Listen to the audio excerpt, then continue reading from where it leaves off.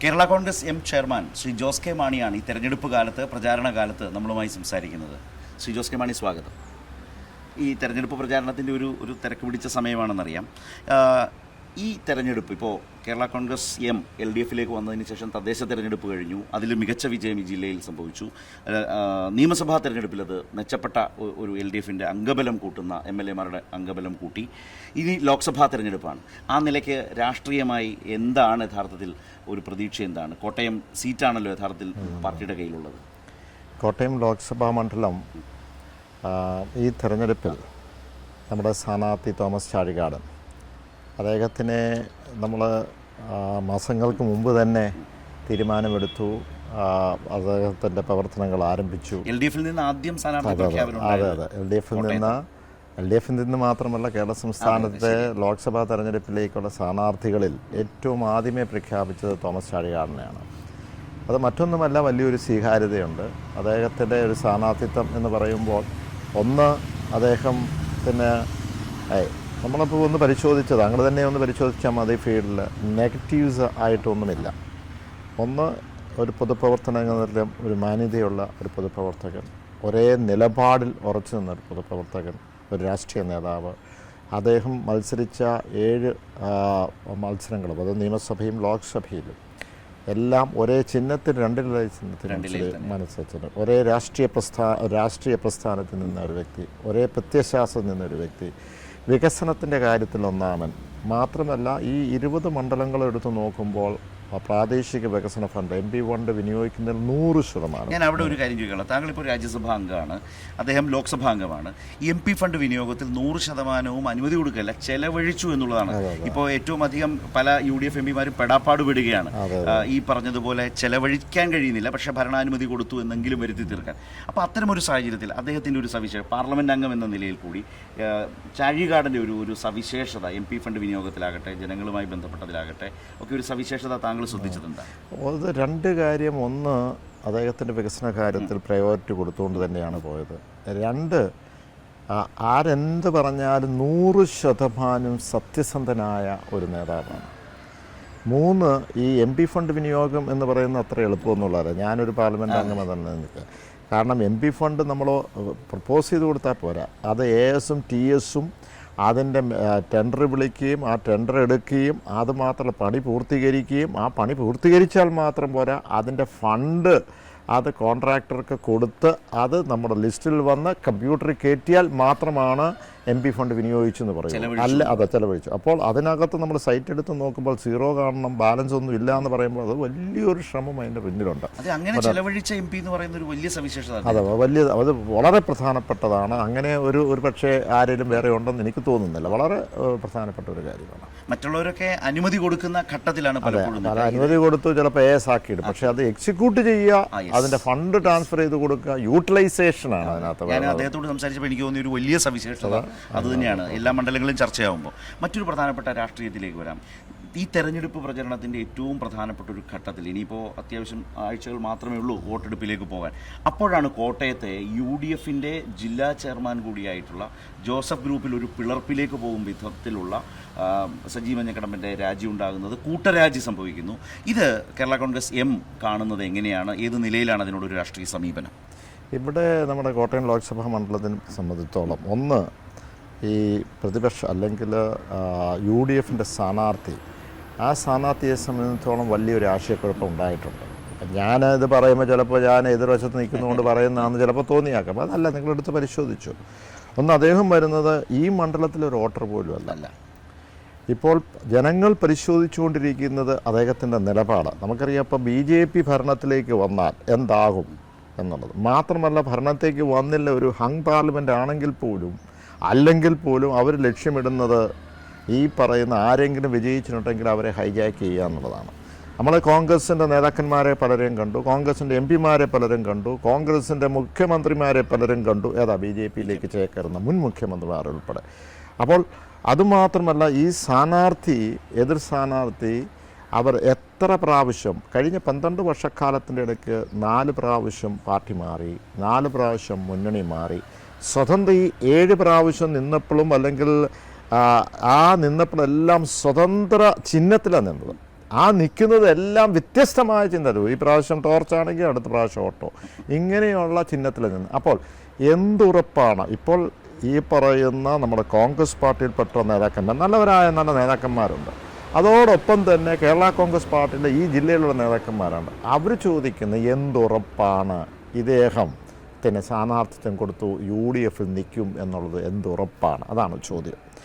അത് മാത്രമല്ല, ചില കേന്ദ്രങ്ങളിൽ പെട്ടുകൊണ്ട് മാത്രമുള്ള ചില പ്രവർത്തനങ്ങൾ നടത്തുന്നത് ഒരു ആക്ഷേപമായി വന്നു. അതുകൊണ്ടാണ് പല ആളുകളും വിട്ടുപോവുകയും പല ആളുകളും അവരുടെ അസ്വസ്ഥത അല്ലെങ്കിൽ ആശങ്ക, നിരാശരായിട്ടുള്ളവർ അങ്ങോട്ടും ഇങ്ങോട്ടുമൊക്കെ സംസാരിക്കാറുണ്ട്. പലരും ഇനിയും പല മേഖലയിൽ നിന്ന് കടന്ന് ആ പ്രസ്ഥാനത്തിൽ നിന്ന്, ആ മുന്നണിയിൽ തന്നെ പ്രതിഷേധം അറിയിച്ചിട്ട് പുറത്തേക്ക് പോകും എന്നുള്ളതാണ് ഞാൻ കരുതുന്നത്. ഇത് പ്രതീക്ഷിച്ചതാണോ? ജോസഫ് ഗ്രൂപ്പിൻ്റെ ഈ തരത്തിൽ കൂടുതൽ ദുർബലമാവുക എന്നൊരവസ്ഥ താങ്കൾ പ്രതീക്ഷിച്ചിരുന്നതാണോ? താങ്കളുടെ പാർട്ടി പ്രതീക്ഷിച്ചിരുന്നതാണ്? ഇത് നേരത്തെ തന്നെ പ്രതീക്ഷിച്ചതാണ്. ഞാൻ പറഞ്ഞല്ലോ, ഒന്ന് പലരെയും നമുക്കറിയാം, പാർട്ടിയുടെ ഒരു പ്രതിസന്ധി കാലഘട്ടത്തിൽ കേരള കോൺഗ്രസിലെ പലരെയും പല പ്രലോഭനങ്ങൾ കൊടുത്താണ് അങ്ങോട്ട് കൊണ്ടുപോവുകയൊക്കെ ചെയ്തിട്ടുള്ളത്. മാത്രമല്ല, അതൊക്കെ താൽക്കാലികമായാണ് അത്. പക്ഷേ ആ ഒരു വാഗ്ദാനങ്ങൾ ഒറ്റയെണ്ണം ആർക്കും ചെയ്തിട്ടില്ല. ആ സ്വഭാവത്തിലുള്ളതാണ്. അതും മാത്രമല്ല, ഈ സ്ഥാനാർത്ഥിത്വമായി ബന്ധപ്പെട്ട ഒരു ആലോചനയില്ല. അത് അവരുടെ ഒരു ആഭ്യന്തര കാര്യമാണ്, ഞാൻ പറയുന്നത് ശരിയല്ല. പക്ഷേ അതിലുള്ള ഒരു ആശയക്കുഴപ്പം ഇത് പ്രഖ്യാപിച്ച തന്നെ ഉണ്ടായി. അത് കോൺഗ്രസ് പാർട്ടിയിലുമുണ്ട്, അത് കേരള കോൺഗ്രസ് പാർട്ടിയിലും. അവിടെ മനസ്സിലാക്കേണ്ടത് UDFൻ്റെ ചെയർമാനാണ്, അവിടെ ജില്ലാ ചെയർമാനാണ്. മാത്രമല്ല, അത് കേരള കോൺഗ്രസിൻ്റെ ജില്ലാ പ്രസിഡൻ്റാണ്. അന്ന് ഏറ്റവും നമ്പർ 1 മുന്നണിയുടെ ആളും നമ്പർ 1 ഈ ജില്ലയുടെ അധ്യക്ഷനും കൂടെ രാജിവെച്ച് പോകുന്നു എന്ന് പറയുമ്പോൾ അതിനകത്ത് ഗൗരവമായിട്ട് തന്നെ കാണണം. ഒരു പതനത്തിൻ്റെ ഭാഗമായിട്ടാണ് ഞാൻ അതിനെ കാണുന്നത്. അതായത് അതേ തുടർന്ന് കൂട്ടരാജി ഇപ്പോൾ സംഭവിക്കുന്നുണ്ട്. കേരള കോൺഗ്രസ് എന്ത് നിലപാടാണ് യഥാർത്ഥത്തിൽ സ്വീകരിക്കുക എന്നൊരു ചോദ്യം സ്വാഭാവികമായും ഉയരുമല്ലോ. അല്ല, അതിനകത്ത് അവരുടെ ഒരു ആഭ്യന്തര ഒരു പ്രശ്നമാണ്. അതില്ല, ഞങ്ങൾ അതിനകത്ത് അവരെന്തെങ്കിലും ഉണ്ടെങ്കിൽ അവർ സോൾവ് ചെയ്യട്ടെ. പക്ഷെ ജനങ്ങളിത് കാണുകയാണ്. ജനങ്ങൾ ഒരു തീരുമാനമെടുക്കേണ്ടതുണ്ട്. അവിടെ വോട്ടർമാരൊരു തീരുമാനം, ഞാൻ വിശ്വസിക്കുന്നു, അതിനകത്ത് ഒന്ന് സത്യസന്ധത വേണം, ഒന്ന് അതിനകത്ത് ഒരു വികസനത്തിൻ്റെ കാര്യത്തിൽ 100% വേണം. അതോടൊപ്പം ജനങ്ങളോടൊപ്പം നിൽക്കുന്ന, മുഴുവൻ സമയം ജനങ്ങളോടൊപ്പം നിൽക്കുന്നയാളായിരിക്കണം. നമ്മൾ ഇലക്ഷൻ കമ്മീഷൻ അംഗീകരിച്ച ഒരു രാഷ്ട്രീയ പ്രസ്ഥാനം അല്ലെങ്കിൽ ഒരു ചിഹ്നമാണോ, ഇതെല്ലാം ജനങ്ങൾ നോക്കുന്നതാണ്. അപ്പോൾ ജനങ്ങൾ ഉചിതമായ തീരുമാനം വോട്ടർമാരെടുക്കും ഈ സന്ദർഭത്തിൽ എന്ന് ഞാൻ കരുതുന്നു. രണ്ടല ഒരു വികാരമാണ്. തീർച്ചയായിട്ടും നമുക്കറിയാവുന്ന പോലെ മാണി സാറുമായി ബന്ധപ്പെട്ട്, അത് തോമസ് ചാഴികാടൻ കഴിഞ്ഞ 33 വർഷക്കാലത്തിൻ്റെ അദ്ദേഹത്തിൻ്റെ പൊതുപ്രവർത്തനത്തിൽ ഇത്രയും തിരഞ്ഞെടുപ്പ് നടന്നപ്പോൾ അവിടെ എല്ലാം രണ്ടിലയിലാണ് നിന്നത്. ആ രണ്ടിലയിൽ നമുക്കറിയാം, രണ്ടല എടുത്തു മാറ്റുവാനുള്ള ശ്രമമാണല്ലോ നമുക്കറിയാം മാണി സാറിൻ്റെ വേർപാടിന് ശേഷം. ഒരു പക്ഷേ ആ വേർപാടെന്ന് ഉണ്ടാകുന്നതിന് ഏതാനും മാസങ്ങൾക്ക് മുമ്പ് അതിനുള്ള പണിപ്പുരയിൽ എതിർകക്ഷികൾ ഉണ്ടായിരുന്നു. പക്ഷേ വലിയൊരു പോരാട്ടം നടത്തേണ്ടി വന്നു. ഞങ്ങളൊക്കെ വലിയ വിഷമത്തോടുകൂടി, പ്രയാസത്തോടു കൂടിയാണ് ആ പ്രതിസന്ധിയിൽ കൂടെ കടന്നുപോയത്. പക്ഷേ ജനങ്ങൾ ഞങ്ങളോടൊപ്പം നിന്നു, നേതാക്കന്മാർ ഞങ്ങളോടൊപ്പം നിന്നു. ഇലക്ഷൻ കമ്മീഷൻ ഇതെല്ലാം പരിശോധിച്ചു, നിരീക്ഷിച്ചു. അതിൻ്റെ അടിസ്ഥാനത്തിൽ കോടതികൾ കയറേണ്ടി വന്നു. ബുദ്ധിമുട്ടുകൾ വളരെ ഞങ്ങൾക്ക് എതിരെ നടത്തി. പക്ഷേ ആത്യന്തികമായി ജനങ്ങൾ ഞങ്ങളോടൊപ്പം, നേതാക്കന്മാർ, പ്രവർത്തകർ നിന്നതുകൊണ്ട് ഞങ്ങൾക്ക് അംഗീകാരം ലഭിച്ചു. അത് തീർച്ചയായിട്ടും ആ രണ്ടില വലിയൊരു വികാരം തന്നെയാണ്. അതായത് UDF എന്ന മുന്നണി സംവിധാനത്തിലെ ഈ പറഞ്ഞ കോട്ടയമാവട്ടെ, പത്തനംതിട്ടയാവട്ടെ, ഇടുക്കിയാവട്ടെ, ഈ ജില്ലകളിലെയൊക്കെ ഏറ്റവും പ്രധാനപ്പെട്ട ഒരു കക്ഷിയായിരുന്നു കേരള കോൺഗ്രസ്. ഇന്ന് UDFൻ്റെ ഭാഗമല്ല, LDFൻ്റെ ഭാഗമാണ്. അപ്പോൾ കോട്ടയത്ത് വിജയം ഉറപ്പാണ് എന്നാണ് താങ്കൾ ഇത്രയും നേരം സംസാരിച്ചപ്പോൾ പറഞ്ഞത്. പത്തനംതിട്ട നോക്കിയാലും ഇടുക്കി നോക്കിയാലും ഒക്കെ ഇടതുമുന്നണിക്ക് കേരള കോൺഗ്രസ് എമ്മിൻ്റെ സാന്നിധ്യം കൊണ്ടുണ്ടാകുന്ന ഒരു നേട്ടം ഏത് നിലയിലാണ് താങ്കൾ ഈ ഘട്ടത്തിൽ പ്രതീക്ഷിക്കുന്നത്? UDFൻ്റെ അവസ്ഥ ഈ ജില്ലകളിൽ എങ്ങനെയാണ്? ഞാൻ ഇപ്പം കേരള കോൺഗ്രസ് ഇടതുപക്ഷത്തിൻ്റെ ഭാഗമായതിനു ശേഷം, നമുക്കറിയാം പഞ്ചായത്ത് തെരഞ്ഞെടുപ്പിൻ്റെ തൊട്ട് മുമ്പാണ് ഉണ്ടാതാണ്. നമുക്ക് ഷോർട്ട് ടൈമേ ഉണ്ടായിരുന്നുള്ളൂ. അതും നിയമസഭാ തെരഞ്ഞെടുപ്പും ഒരു 6 മാസക്കാലമേ ഉണ്ടായിരുന്നുള്ളൂ. പക്ഷേ നമുക്ക് ഷിഫ്റ്റ് ചെയ്ത് കഴിയുമ്പോൾ നമ്മളെ UDFിൽ നിന്ന് ഞങ്ങളെ പുറത്താക്കുകയുണ്ടായത്. ഞങ്ങൾ പോയതല്ല. പക്ഷേ അതിനുശേഷം ഈ പറഞ്ഞ ഇടതുപക്ഷത്തിൻ്റെ ഭാഗമായതിനു ശേഷം നമുക്ക് ജനങ്ങളോട് പറഞ്ഞ് മനസ്സിലാക്കി കൊടുക്കാൻ സമയം കുറവായിരുന്നു. എങ്കിലും നമ്മൾ ത്രിതല പഞ്ചായത്ത് തെരഞ്ഞെടുപ്പ് ഇവിടെ നോക്കുകയാണെങ്കിൽ, നമ്മുടെ ത്രിതല പഞ്ചായത്ത് തെരഞ്ഞെടുപ്പിൽ പഞ്ചായത്ത് കോട്ടയം ജില്ലയിൽ ഒരു 28-29 പഞ്ചായത്തുകൾ സാധാരണ രീതിയിൽ LDFിലോട്ട് ഉണ്ടായിരുന്നുണ്ട്. ഇപ്പോൾ ബഹുഭൂരിപക്ഷം 52-53 പഞ്ചായത്തുകൾ നമ്മൾ ജയിച്ചു. അത് കോട്ടയം ജില്ലയിലെ CPM നേതാക്കൾ തന്നെ വിവിധ ചർച്ചകളിൽ പറഞ്ഞു. അതോടൊപ്പം തന്നെ ബ്ലോക്ക് പഞ്ചായത്ത് ഡിവിഷൻ 11 ഉണ്ട്, 10 നമ്മൾ ജയിച്ചു. ജില്ലാ പഞ്ചായത്ത് ഭരണത്തിൽ വന്നു. നിയമസഭയിലേക്ക് നമുക്ക് നല്ല രീതിയിലുള്ള പെർഫോമൻസ് വോട്ട് ഷെയർ കൊണ്ടുവരാൻ കഴിഞ്ഞു. അപ്പോൾ ആ ലോക്സഭയിലേക്കും നമ്മൾ പൂർണ്ണമായിട്ടും അതിലേക്ക് തന്നെ ജനങ്ങൾ വോട്ട് ചെയ്ത് നമുക്ക് ഇവിടെ കളിപ്പീര് നടക്കുന്നുണ്ടോ എന്നുള്ളത് ജനങ്ങൾക്കറിയാം. നമ്മൾ അതിനകത്ത് സത്യസന്ധതയുണ്ടോ എന്ന് ജനങ്ങൾ വിലയിരുത്തും. അപ്പോൾ അതിനകത്ത് തീർച്ചയായിട്ടും ഞാൻ വിചാരിക്കുന്ന ജനങ്ങൾ മാണി സാറിനോടൊപ്പം ഉണ്ടാവും. മാണി സാറിൻ്റെ വേർപാട് ഇന്നലെയായിരുന്നു, 5ാം വർഷം. തീർച്ചയായിട്ടും എല്ലാ വർഷവും ഞങ്ങൾ ചെയ്യുന്ന പോലെ ഞങ്ങൾ പ്രാർത്ഥനയിലുണ്ടായിരുന്നു, പുഷ്പാർച്ചനയുണ്ടായിരുന്നു. അവിടെയൊക്കെ കേരള കോൺഗ്രസ് പ്രവർത്തകർ മാത്രമല്ല മറ്റ് മേഖലയിൽ നിന്നുള്ളവരൊക്കെ വന്ന് മാണി സാറിൻ്റെ സഹായം ഒക്കെ ലഭിച്ചവർ വന്നെത്തുകയുണ്ടായി. കേരള കോൺഗ്രസ് എമ്മിൻ്റെ സാന്നിധ്യം കൊണ്ട് ഇടുക്കി, പത്തനംതിട്ട ലോക്സഭാ മണ്ഡലങ്ങൾ ഇത്തവണ ഇടതുമുന്നണിയെ സംബന്ധിച്ച് കൂടുതൽ വിജയപ്രതീക്ഷ പുലർത്താവുന്ന മണ്ഡലങ്ങളാണ്. തീർച്ചയായിട്ടും നമ്മുടെ മധ്യ തിരുവിതാംകൂറിൽ വലിയൊരു മാറ്റം ഉണ്ടാവും. രാഷ്ട്രീയ മാറ്റം നമ്മുടെ പഞ്ചായത്ത് തെരഞ്ഞെടുപ്പിലും കണ്ടു, നിയമസഭാ തെരഞ്ഞെടുപ്പിലും കണ്ടു, ലോക്സഭയിലും ഞാൻ അത് തന്നെയാണ് പ്രതീക്ഷിക്കുന്നത്. ഇപ്പോൾ പാലാ നഗരസഭ കിട്ടി, പക്ഷേ പാലായിൽ താങ്കൾ തോറ്റു നിയമസഭാ തെരഞ്ഞെടുപ്പിൽ. CPIM കേരള കോൺഗ്രസ് പ്രവർത്തകരുടെ ഇടയിലെ അടുപ്പം, ഒത്തുചേർന്ന് പ്രവർത്തിക്കുന്ന നില, അന്ന് ആ കാലത്തൊക്കെ അത്തരത്തിലുള്ളൊരു വളരെ വേഗത്തിൽ വന്നപ്പോൾ ഉണ്ടായ ചില പ്രശ്നങ്ങളൊക്കെ അന്ന് ചർച്ചയായ കാര്യങ്ങളാണ്. ഇന്നത്തെ ഒരു അവസ്ഥ എന്താണ്? മുന്നണിക്ക് ഉള്ളിൽ കേരള കോൺഗ്രസ് ഏറ്റവും അധികം സ്വീകാര്യമായ കാലമാണോ? CPIM പ്രവർത്തകരും CPI പ്രവർത്തകരും താങ്കളുടെ പാർട്ടി പ്രവർത്തകരും ഒക്കെ ഒറ്റ മനസ്സോടെ പ്രവർത്തിക്കുന്നു പാലായിലടക്കം എന്ന് പൂർണ്ണമായി പറയാവുന്ന സാഹചര്യമാണോ? ഏതെങ്കിലും തരത്തിലുള്ള പ്രശ്നങ്ങൾ ശ്രദ്ധയിൽപ്പെട്ടിട്ടുണ്ടോ? നമ്മൾ നേരത്തെ ഞാൻ സൂചിപ്പിച്ച പോലെ നമ്മൾ കേരള കോൺഗ്രസ് പാർട്ടി ഇടതുപക്ഷത്തിൻ്റെ ഭാഗമാകുന്നത് പഞ്ചായത്ത് തെരഞ്ഞെടുപ്പിന് തൊട്ട് മുമ്പാണ്. അത് കഴിഞ്ഞ് ഒരു 3 മാസം കഴിയുമ്പോൾ നിയമസഭാ തെരഞ്ഞെടുപ്പായി. അപ്പം ഞങ്ങളെടുത്ത തീരുമാനം, ഞങ്ങളെടുത്ത നിലപാടും തീർച്ചയായിട്ടും ജനങ്ങളുമായിട്ട് അവലോകനം നടത്തി അവരെ ഒന്ന് ബോധ്യപ്പെടുത്തേണ്ട ഒരു കാര്യമുണ്ടായിരുന്നു. പക്ഷേ അതിനുള്ളൊരു സമയം നിയമസഭാ തെരഞ്ഞെടുപ്പ് വന്നപ്പോൾ നമുക്ക് ലഭിക്കാതെ പോയതുണ്ട്. അതുകൊണ്ട് തന്നെ ജനങ്ങൾക്ക് അതെന്താണ് എന്ന് മനസ്സിലാക്കേണ്ട കാര്യങ്ങളുണ്ടായിരുന്നു. അപ്പോൾ അതിനൊരു പ്രധാനമായ ഒരു കൺഫ്യൂഷൻ ഇവിടെ ഇപ്പോൾ പാലാ നിയോജക മണ്ഡലത്തിൽ ഒരു 20 വർഷക്കാലം ഇടതുപക്ഷത്തിനോട് അല്ലെങ്കിൽ ഒരു 4 പ്രാവശ്യം 20 വർഷക്കാലവും ഇടതുപക്ഷത്തിനോടുന്ന സ്ഥാനാർത്ഥി തന്നെ UDFൻ്റെ സ്ഥാനാർത്ഥിയായി മാറുന്നു. അവിടെ പെട്ടെന്ന് നിയമസഭയുടെ ഒരു സ്ഥാനാർത്ഥിയായിട്ട് ഞാൻ ആദ്യമായിട്ട് വരുന്നു. അപ്പോൾ തീർച്ചയായും അതിനകത്തൊരു കൺഫ്യൂഷൻ ഉണ്ടായിട്ടുണ്ട്. പക്ഷേ ഇപ്പോൾ നമ്മൾ നോക്കുമ്പോൾ, നമ്മൾ ലോക്സഭാ തെരഞ്ഞെടുപ്പുമായി ബന്ധപ്പെട്ട് നോക്കുമ്പോൾ എല്ലാവരും ഇഴുകിച്ചേർന്ന് ഒറ്റ ടീമായിട്ടാണ്.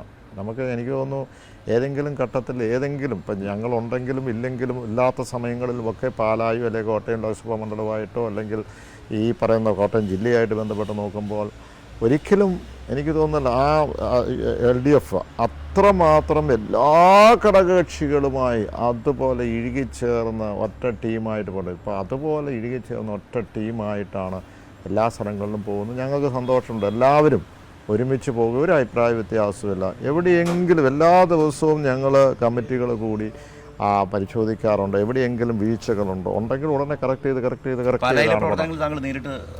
ഞങ്ങളെല്ലാവരും ഉണ്ട് അതിനകത്ത്. പാലായിലെ പ്രവർത്തനം, കോട്ടയത്ത് ഇന്നലെയും LDF ഉണ്ടായിരുന്നു. ഇന്നലെ 2:30 മണിക്ക് കേരള കോൺഗ്രസ് പാർട്ടി ഓഫീസിൽ തന്നെയായിരുന്നു ഉണ്ടായിരുന്നത്. ജില്ലയുടെ നേതാക്കന്മാർ, CPMൻ്റെയും CPIയുടെയും സെക്രട്ടറിമാരെല്ലാവരും വന്നിരുന്നു. ലീഡ് ചെയ്യുമോ? 100% ലീഡ് ചെയ്യും എന്നുള്ളത് തന്നെയാണ് എൻ്റെ വിശ്വാസം. അതൊരു വലിയ മാറ്റത്തിൻ്റെ സൂചന കൂടിയാകും. അത് തീർച്ചയായിട്ടും. ഞാനിപ്പോൾ ജനങ്ങൾ ഇത് കാണുകയാണ്. ഞാൻ പറഞ്ഞല്ലോ നേരത്തെ തന്നെ, ഇതിപ്പോൾ ഒരു മുന്നണിക്കപ്പുറം ജനങ്ങൾ നോക്കുന്ന സത്യസന്ധതയാണ്. പക്ഷേ അപ്പോഴൊരു പ്രശ്നമുണ്ട്. പിറവം പോലെയുള്ള മണ്ഡലങ്ങളിൽ LDFന് ലീഡ് ചെയ്യാനാകുമോ? കേരള കോൺഗ്രസ് LDFിലേക്ക് അപ്പുറത്തുനിന്ന് ഇപ്പുറത്തേക്ക് വന്നതിന് ശേഷം നടന്ന നിയമസഭാ തെരഞ്ഞെടുപ്പിലും MLAമാരുടെ എണ്ണം ഈ ലോക്സഭാ മണ്ഡലം നോക്കിയാൽ UDFനാണ് എന്നുള്ളതാണ് അവരുടെ ആത്മവിശ്വാസത്തിന് അടിസ്ഥാനമായ ഘടകം. മാത്രമല്ല ഇതൊരു UDF മണ്ഡലമാണെന്നുള്ള അവരുടെ ഒരു പരമ്പരാഗത ചിന്തയും UDFനെ സംബന്ധിച്ച് വലിയ ആത്മവിശ്വാസം പകരുന്നു. ഈ തെരഞ്ഞെടുപ്പ് എപ്പോഴും നമ്മളെടുത്തിരിക്കുന്ന സ്ട്രാറ്റജി, നമ്മൾ പൊതുവായിട്ടുള്ള യോഗങ്ങളും കാര്യങ്ങളും ഉണ്ടെങ്കിലും ഇത് ഭവന സന്ദർശനം നടത്തി എന്താണ് ഈ സിറ്റുവേഷൻ, സർക്കാരിന് ഇപ്പോൾ സർക്കാർ ഭരിക്കുമ്പോൾ തീർച്ചയായിട്ടും സർക്കാരിനെതിരെയുള്ള രോഷങ്ങളുണ്ടാവും. കാരണം ജനങ്ങൾ ഒരു വികസനം നടത്തി അടുത്ത വികസനത്തിലേക്ക് പോകും. പക്ഷേ അതിന് എന്തൊക്കെ നമ്മൾ ചെയ്തു, നമ്മുടെ സർക്കാരിൻ്റെ പരിമിതികളിൽ നിന്നുകൊണ്ട് നമ്മൾ വളരെയധികം കാര്യങ്ങൾ ചെയ്യാൻ കഴിഞ്ഞു. കേന്ദ്ര സർക്കാർ ഇപ്പം നടത്തുന്ന സാമ്പത്തിക ഉപരോധം കൃത്യമായി എന്തുകൊണ്ട് അവർ നടത്തുന്നു, ഒരു രാഷ്ട്രീയ നേട്ടം BJPക്ക് ലഭിച്ചില്ലെങ്കിൽ അവർ ചെയ്യുന്ന അഭ്യാസങ്ങൾ എന്തൊക്കെയാണ്, അതൊക്കെ അതിൻ്റെ ഒരു ഭാഗമായിട്ടാണ് ED വരുന്നതും, അതിൻ്റെ ഒരു ഭാഗമായിട്ടാണ് സാമ്പത്തിക ഉപരോധം വരുന്നതും, അതിൻ്റെ ഒരു ഭാഗമായിട്ടാണ് മറ്റ് ഭീഷണിയും വരുന്നത്, അതിൻ്റെ ഒരു ഭാഗമായിട്ടാണ് പലരെയും കുഴപ്പത്തിലാക്കാൻ ഉള്ള ശ്രമങ്ങൾ അല്ലെങ്കിൽ ED പോലുള്ള കാര്യങ്ങൾ വരുന്നത്. അപ്പം ഇതെല്ലാം ഒന്ന് ജനങ്ങൾക്കറിയാം, ഒന്നത്. രണ്ട്, നമ്മൾ ഈ പഴയ കാലങ്ങളൊക്കെ എടുത്ത് നോക്കിയാൽ എത്രയോ വലിയ വികസനങ്ങൾ ഇച്ഛാശക്തിയോടുകൂടി നമുക്ക് ചെയ്യാൻ കഴിഞ്ഞു എന്നുള്ളത് നമുക്ക് എടുത്ത് കാണിക്കാം. അപ്പം ഭവന സന്ദർശനം നടത്തി അവിടെ ഓരോരുത്തരെയും നമ്മൾ ബോധവൽക്കരിച്ച് ആ രീതിയിൽ എന്തെങ്കിലും തെറ്റിദ്ധാരണ എന്തെങ്കിലും ആരുമായിട്ട് പ്രാദേശികമായ പാർട്ടികൾ തമ്മിൽ കാണും, LDFിനകത്ത് കാണും, ചിലപ്പോൾ വികസനവുമായി ബന്ധപ്പെട്ട് കാണും, പഞ്ചായത്ത് മെമ്പറുമായി ബന്ധപ്പെട്ട് കാണും, ലീഡ് ചെയ്യുന്ന രാഷ്ട്രീയ പ്രസ്ഥാനവുമായി ബന്ധപ്പെട്ട് കാണും. ഇതെല്ലാം പരിഹരിച്ചാണ് പോകുന്നത്. അതുകൊണ്ട് തന്നെ ചിലപ്പോൾ നിയമസഭയിൽ നമ്മൾ പുറകോട്ട് പോയെങ്കിലും ഇപ്പോൾ ഈ ലോക്സഭാ തെരഞ്ഞെടുപ്പിൽ കേന്ദ്രത്തിനോടുള്ള ഒരു മത്സരമാണ്, അല്ലെങ്കിൽ BJPയുമായിട്ടുള്ള ഒരു മത്സരമാണ്. അത് വളരെ സുപ്രധാനമാണ്. ഇനി ഒരു പാർലമെന്റ് ഉണ്ടാകുമോ ഇല്ലയോ എന്നുള്ളൊരു ചോദ്യത്തിലേക്ക് വരികയാണ്. അവിടെയാണ് താങ്കൾ പറഞ്ഞു വരുന്നത് UDFിൻ്റെ കണക്കൂട്ടലുകൾ പഴയ കണക്കൂട്ടലുകളുണ്ട്, കോട്ടയത്ത് കാര്യമില്ല. മാത്രമല്ല പിണറായി സർക്കാരിനെതിരെ ആ നിലയിലുള്ള ഏതെങ്കിലും തരത്തിൽ UDF കരുതുന്നുള്ളൊരു ഭരണവിരുദ്ധ വികാരത്തിൻ്റെതായ അന്തരീക്ഷവുമില്ല. ഇതാണ് പറഞ്ഞു വെച്ചതെന്ന് മനസ്സിലാക്കുന്നു. ഏതായാലും തികഞ്ഞ ആത്മവിശ്വാസത്തോടെ കോട്ടയത്ത് നിന്ന് രാവിലെ തെരഞ്ഞെടുപ്പ് പ്രചാരണ രംഗത്തേക്ക് നീങ്ങുകയാണ്. Okay, thank you.